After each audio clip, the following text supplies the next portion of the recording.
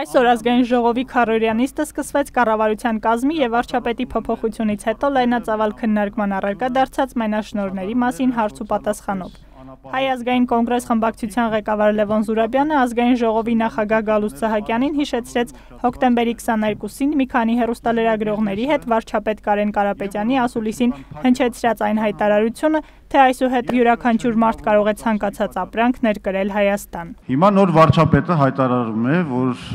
բոլորը այսուհետև կարող են զբաղվել ներկրմամբ առանց խոչընդոտների։ Իսկ եթե խոչընդոտներ լինել, առաջարկել է Պետրոս Ղազարյանին զանգարել իր հեռախոսին և այդ խոչընդոտների մասին հայտնել։ Դա հարցի լուծման մեխանիզմ չէ։ Եվ առաջարկում եմ, որ դուք, որպես ազգային ժողովի նախագահ, հասարակության ուշադրության կենտրոնում այս հարցը դնելու նպատակով հրավիրեք ազգային ժողովի լսումներ։ Շատ կարևոր է, որ թափանցիկ քննարկվեն այս հարցերը։ Մենք հասկանանք ինչ է կատարվում մենաշնորհների ոլորտում։ Սահակյանը հորդորեց մի քիչ սպասել և տեսնել, թե ինչ է պատրաստվում անել կառավարությունը, որից հետո անհրաժեշտության դեպքում իրենք պատրաստ են նախաձեռնել լսումներ։ Վարչապետը այդ մասին խոսել է, առաջիկայում իր բանաձևը կներկայացնի, դա քննարկման ժամանակ հարց եք տվել, պատասխանել է, թե կարող են նաև իրեն դիմել, բայց ես կարծում եմ, որ բավականին լուրջ և մեծ կառույց կա այդ գործով զբաղվող։ Ինձ թվում է անհրաժեշտ է մի փոքր սպասել, տեսնել կառավարությունը ինչ է անում, այդ իմաստով նաև հրավիրել կառավարությանը, եթե անհրաժեշտություն լինի։ Պատգամավոր Նիկոլ Փաշինյանը նույնպես անդրադարձավ մենաշնորհների խնդրին, նշելով, որ արագ սահմանափակ պատասխանատվությամբ ընկերության տնօրեն Արարատ Թումանյանը ահազանգում է, որ չի կարողանում դիզելային վառելիքի որոշակի խմբաքանակ ներկրել Հայաստան։ Եվ իր պատմելով Հայաստան ներկրվող դիզելային վառելիքի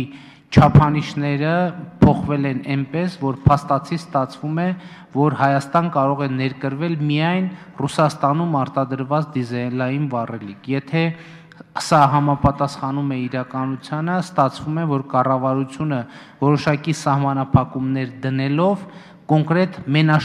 դիզելային վառելիքի շուկայում մենաշնորհ է սահմանել ռուսական Ռոսնեֆտ ընկերության համար, ինչը իհարկե և տրամաբանությունից է դուրս և հակասում է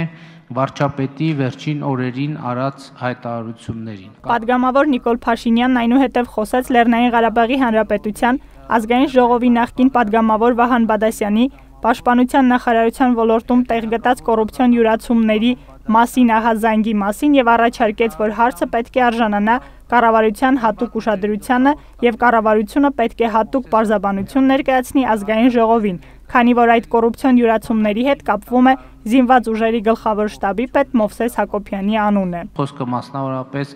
Ալյուրի հացի հացահատիկի մատակարարումների մասին է, որ ըստ պարոն Բադասյանի